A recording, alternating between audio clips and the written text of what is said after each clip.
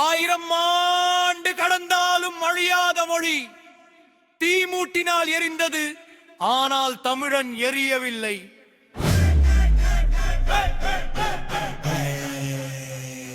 1937 வெடித்தது தீ. ராஜாஜி திணித்தார் இந்தியை, நாங்கள் சொன்னோம் இல்லை. நடந்தது போராட்டம், ஊராய் கொதித்தது. நடராஜன் நாட்டாமை உயிரை விட்டு கொடுத்தது. நாதன் மறைந்தான், ஆசாரி விழுந்தான், ஆனால் தமிழன் மண்டியிடவே இல்லை. கவனமாக கேள், காஞ்சி முதல் கோவை வரை சிறை நிறைந்தது. ஆனால் தமிழின் மண்ணில் இந்தி புதைந்தது.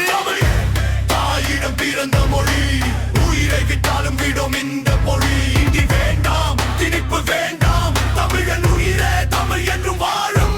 தமிழ் தாயிடம் பிறந்த மொழி, உயிரை விட்டாலும் விடும் இந்த மொழி. இந்தி வேண்டாம், திணிப்பு வேண்டாம், தமிழன் உயிரே தமிழ் என்றும் வாழும். தமிழ்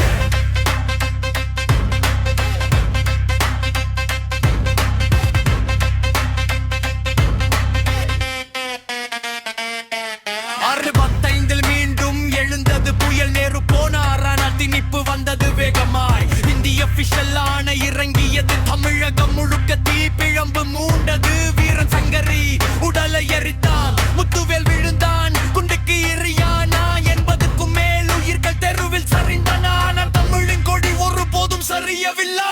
அண்ணா எழுந்தார் சட்டசபை நடுவே, ஒரு நாடு ஒரு மொழி என்பது பொய்யடா. காமராஜர் முழங்கினார், கப்பல் ஓட்டினார், தமிழர் போராட்டம் இந்தியையே நிறுத்தினார். தமிழ் தாயிடம் பிறந்த மொழி, உயிரை விட்டாலும் விடும் இந்த மொழி. இந்தி வேண்டாம், திணிப்பு வேண்டாம், தமிழர் உயிரே தமிழ் என்றும் வாழும். தமிழ் தாயிடம் பிறந்த மொழி, உயிரை விட்டாலும் விடும் இந்த மொழி. இந்தி வேண்டாம், திணிப்பு வேண்டாம், தமிழர் உயிரே தமிழ் என்றும் வாழும். தமிழ்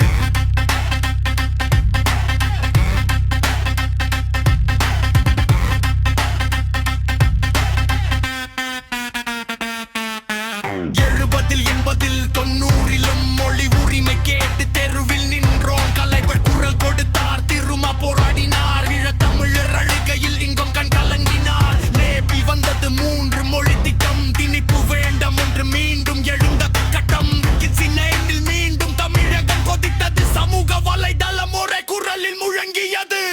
சங்க காலம் தொட்டு இன்று வரை தமிழ் என்பது மொழி மட்டும் இல்லை, அது நெஞ்சில் உரை.